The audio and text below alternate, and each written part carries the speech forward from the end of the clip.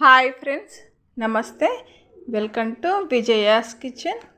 ఇవాళ మన వీడియో వచ్చేసి మినపప్పు లేకుండా, ఇడ్లీ లేకుండా అప్పటికప్పుడు స్పాంజీ లాంటి మెత్తటి ఇడ్లీలను చాలా ఈజీగా చేసుకోవచ్చండి. చాలా బాగుంటాయి ఇలా ప్రిపేర్ చేసుకుంటే. అప్పటికప్పుడు మినపప్పు అవసరం లేదు, ఇడ్లీ రవ్వ కూడా అవసరం లేకుండా చేసుకోవచ్చండి. ఇప్పుడు ఈ ఇడ్లీలను ఎలా ప్రిపేర్ చేసుకుంటారో ఇప్పుడు ఆలస్యం చేయకుండా వీడియోలోకి వెళ్ళి చూసే ముందర వీడియో నచ్చితే లైక్ చేయండి, సబ్స్క్రైబ్ చేయండి. ఇప్పుడు వీడియోలోకి వెళ్తే ఒక మిక్సింగ్ బౌల్ తీసుకొని అందులోకి ఒక గ్లాసు సన్న రవ్వను తీసుకుంటున్నానండి. దీన్ని బొంబాయి రవ్వ అని కూడా అంటారు కదా, ఉప్మా రవ్వ అని. దాన్ని ఒక గ్లాసు వరకు తీసుకున్నాను. అదే గ్లాసుతో నేను చిక్కటి మజ్జిగను తీసుకున్నానండి. మీరు కావాలంటే పెరుగైనా వేసుకోవచ్చు. పెరుగైతే ఒక 3/4 కప్పు వరకు వేసుకోండి. ఇక్కడ నేను మజ్జిగను చిక్కగా చేసుకుని ఒక గ్లాసు కొద్దిగా పోసుకుంటూ కలుపుకోవాలి. ఒకేసారి పోసుకోకుండా మజ్జిగను ఇలా కొద్దిగా పోసుకుంటూ కలుపుకోవాలండి. ఇది ఎలా పల్చగా అవుతుందా గట్టిగా అవుతుందా అనేది చూడకూడదండి. ఇప్పుడు ఇది కాస్త పలచగా అయినా సరేనండి, మజ్జిగ అనేది కాస్త ఇంకొంచెం ఎక్కువైనా సరే, పలచగా అయినా సరే. ఎందుకంటే మనము నానబెడతాం కాబట్టి ఈ వాటర్ అంతా గుంజేస్తుంది, గట్టిగా అయిపోతుంది. కాబట్టి ఈ విధంగా ఉండాలండి.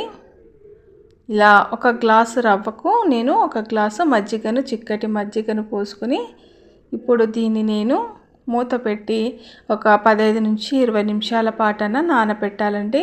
ఇప్పుడు ఇది నానేలోపు స్టవ్ వెలిగించి ఒక ప్యాన్ పెట్టుకొని కొద్దిగా ఆయిల్ వేసి జీలకర్ర, ఆవాలు, శనగపప్పును ఒక్కొక్క టేబుల్ స్పూన్ వరకు వేసి అవి కాస్త దోరగా వేగిన తర్వాత కొద్దిగా కొత్తిమీరను వేసి దీన్ని కూడా కాస్త ఫ్రై చేసుకోవాలి. ఇలా ఇది ఫ్రై అయిన తర్వాత ఇప్పుడు స్టవ్ ఆఫ్ చేయాలండి. స్టవ్ ఆఫ్ చేసి దీన్ని ఇప్పుడు పక్కకు పెట్టుకోవాలండి, ఈ తాలింపును. తర్వాత ఈలోపు ఇక్కడ మనకు నేను ఒక 15 నిమిషాల తర్వాత ఇలా మూత తెరిచి చూస్తే చక్కగా నానిపోయిందండి రవ్వ. చూడండి, ఇలా చక్కగా నానిపోయింది కదా. ఇలా గట్టిగా అవుతుందండి నానిన తర్వాత. కాబట్టి ఇందులోకి కొద్దిగా ఒక 1/2 టేబుల్ స్పూన్ వరకు బేకింగ్ సోడా అనేది వేసానండి. వేసి ఇది గట్టిగా అయిపోతుంది కదా నానిన తర్వాత. కాబట్టి మరి కొద్దిగా వాటర్ను పోసుకొని ఈ విధంగా కలుపుకోవాలి. మరీ పల్చగా కాకుండా మరీ గట్టిగా కాకుండా కలుపుకోవాలండి. తర్వాత ఇందులోకి సరిపడినంత సాల్ట్ను కూడా వేసుకోవాలి. సాల్ట్ను వేసుకొని మరొకసారి అంతా కూడా కలిసే విధంగా కలుపుకోవాలి. ఈ విధంగా అంతా కలుపుకోవాలండి. ఈ విధంగా ఉంటే సరిపోతుంది. మరి పల్చగా చేసుకోకుండా గట్టిగా కాకుండా ఇడ్లీ బ్యాటర్ అనేది ఈ విధంగా ఉండాలి. తర్వాత ఇక్కడ మనము తాలింపు పెట్టుకున్నాం కదా, ఆ తాలింపును కూడా ఇందులోకి వేసుకోవాలి. ఇడ్లీ బ్యాటర్లోకి వేసుకొని అంతా కూడా చక్కగా కలుపుకోవాలి. ఇడ్లీ రవ్వ లేనప్పుడు ఇలా బొంబాయి రవ్వతో ఇడ్లీ చేసి చూడండి. అప్పటికప్పుడు అసలు చాలా బాగుంటాయండి. మనం మామూలుగా చేసుకునే ఇడ్లీ రవ్వ కంటే చాలా బాగుంటాయండి ఇడ్లీలు. ఈ విధంగా ఉంటే సరిపోతుందండి బ్యాటర్ అనేది. ఇలా కలిపి ఇప్పుడు దీన్ని పక్కకు పెట్టుకోవాలి. తర్వాత ఇక్కడ నేను ఇడ్లీ ప్లేట్లకు ముందుగానే ఆయిల్ అప్లై చేసి పెట్టుకున్నానండి. ఆయిల్ అప్లై చేసి ఇప్పుడు దీంట్లోకి ఇడ్లీ బ్యాటర్ని వేసుకుంటున్నాను. ఇలా అన్ని ప్లేట్లకు ఇడ్లీ బ్యాటర్ని పెట్టుకొని ఇడ్లీ కుక్కర్లో పెట్టుకొని ఒక 15 మినిట్స్ పాటు కుక్ చేసుకొని ఈ విధంగా తీసేసుకుంటే మనకు చక్కగా ఇడ్లీలు అనేది రెడీ అయిపోతాయండి.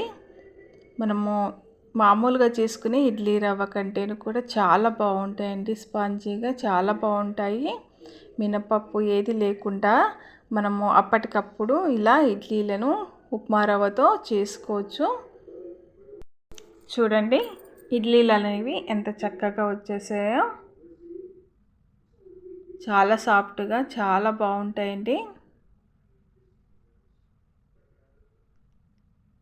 ఇలా ఇడ్లీలు చేసి పెట్టుకుని చట్నీతో కానీ పల్లి చట్నీతో కానీ సాంబార్తో కానీ తింటే చాలా బాగుంటాయండి. స్పాంజీ లాంటి మెత్తటి ఇడ్లీలను అప్పటికప్పుడు ఈ విధంగా చేసుకోవచ్చు.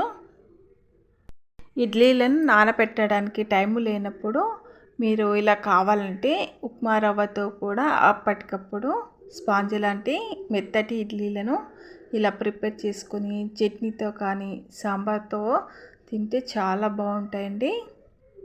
మీకు కూడా ఈ వీడియో నచ్చినట్లయితే మరి మీరు కూడా తప్పకుండా ట్రై చేసి ఎలా వచ్చిందో నాకు కామెంట్ చేయండి, షేర్ చేయండి. వీడియో నచ్చినట్లయితే లైక్ చేయడం మర్చిపోకండి. మరిన్ని మంచి మంచి వీడియోస్ కోసం నా ఛానల్ని తప్పకుండా సబ్స్క్రైబ్ చేయండి. Thank you for watching.